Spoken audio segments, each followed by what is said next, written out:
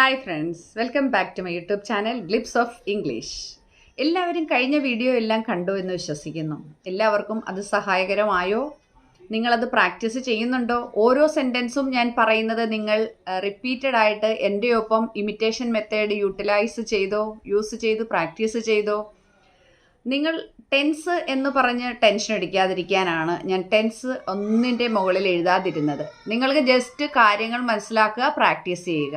അപ്പോൾ നമ്മൾക്ക് ഇന്ന് വേറെ കുറച്ച് സെൻറ്റൻസുകളുമായിട്ടാണ് ഞാൻ വന്നേക്കുന്നത്. മലയാളത്തിൻ്റെ ട്രാൻസ്ലേഷൻ സെയിം അതുപോലെ തന്നെ ഇമിറ്റേറ്റ് ചെയ്തോളൂ.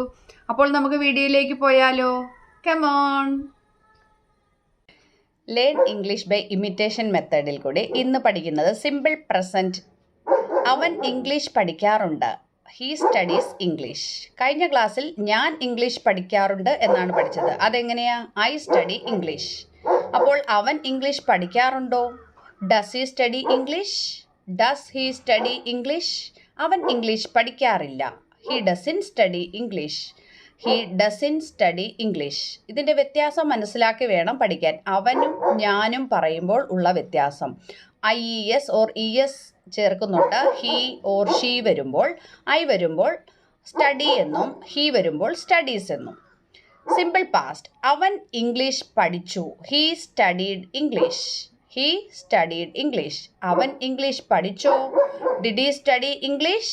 Did he study English? അവൻ ഇംഗ്ലീഷ് പഠിക്കില്ല. He didn't study English. He didn't study English. He didn't study English. വ്യത്യാസം മനസ്സിലാക്കി പഠിക്കണം. റിപ്പീറ്റായിട്ട് പറഞ്ഞു പഠിക്കണം. ഈ 3 സെൻറ്റൻസും പല തവണ നിങ്ങൾ പറഞ്ഞു പഠിക്കുമ്പോൾ നിങ്ങളിത് ബൈ ഹാർട്ടാകും. അവൻ ഇംഗ്ലീഷ് പഠിക്കും എന്നെങ്ങനെ പറയും? He will study English. He will study English. അവൻ ഇംഗ്ലീഷ് പഠിക്കുമോ? Will he study English? Will he study English. അവൻ ഇംഗ്ലീഷ് പഠിക്കില്ല.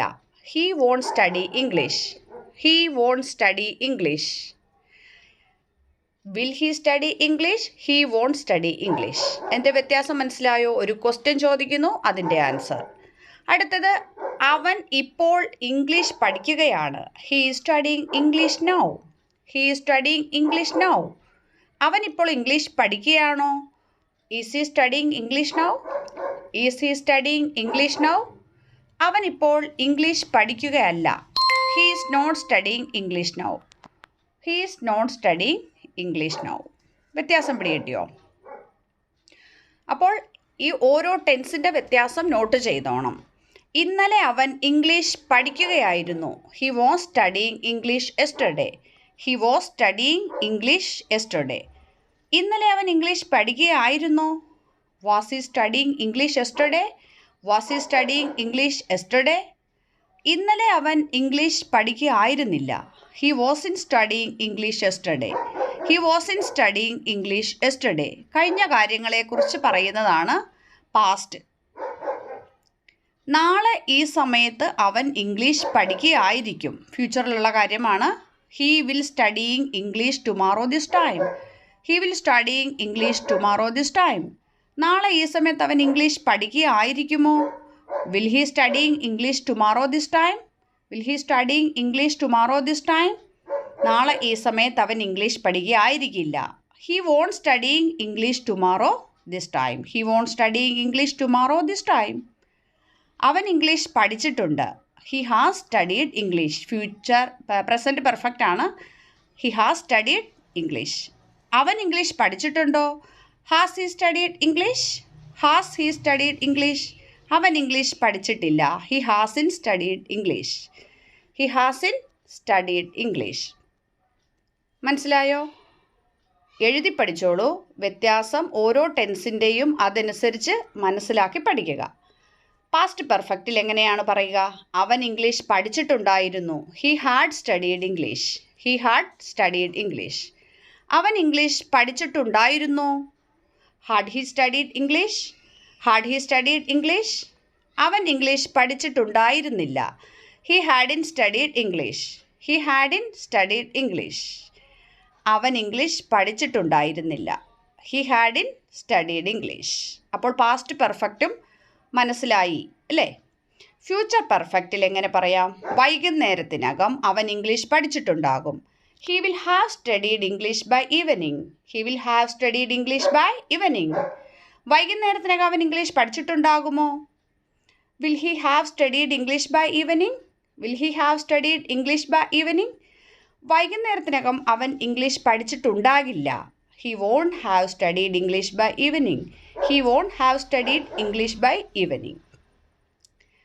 അവൻ രാവിലെ മുതൽ ഇംഗ്ലീഷ് പഠിച്ചുകൊണ്ടിരിക്കുകയാണ്. He has been studying English since morning. He has been studying English since morning. അവൻ രാവിലെ മുതൽ ഇംഗ്ലീഷ് പഠിച്ചുകൊണ്ടിരിക്കുകയാണോ? Has he been studying English since morning?